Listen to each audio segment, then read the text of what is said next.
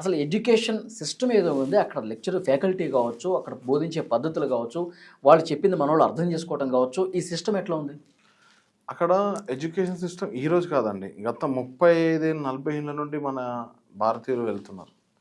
ఎంబీబీఎస్కే కానివ్వండి, వాళ్ళ మిలిటరీతో వర్క్ చేయడానికే కానివ్వండి, ఐటీలోనే కానివ్వండి, అన్ని భాగాల్లో అన్ని ఆల్ ఆస్పెక్ట్స్లో వాళ్ళు అక్కడ వర్క్ చేయడం జరుగుతున్నది. Even car manufacturing, mechanical, navy, everything, pilot course అన్నీ కూడా చాలామంది మన ఇండియన్స్ రష్యాకి ఎక్కువ ప్రయారిటీ ఎందుకు ఇస్తారంటే అక్కడ తక్కువ బడ్జెట్ అండ్ గవర్నమెంట్ యూనివర్సిటీస్లో చదువుకొని, టాప్ గవర్నమెంట్ యూనివర్సిటీలో చదువుకొని డిగ్రీ తెచ్చుకుంటే వ్యాలిడ్ ఉంటుంది అంటున్న ఒక్క రీజన్తో చాలామంది అక్కడికి వెళ్తున్నారు. Okay.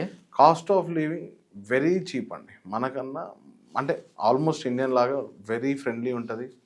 It's very friendly and expenses కూడా చాలా తక్కువ. అండ్ ప్రతి పేదింటి కుటుంబం నుండి ఉన్నతమైన రిచ్ పర్సన్ వరకు అందరూ కూడా రష్యాకి వెళ్ళి జీవించడం జరుగుతుంది. హీరోయిన్ శ్రేయ కూడా అక్కడ మాస్కోలోనే ఉంటుంది. Okay. So lot of people, Russia is a good place అని చెప్పుకోవచ్చు.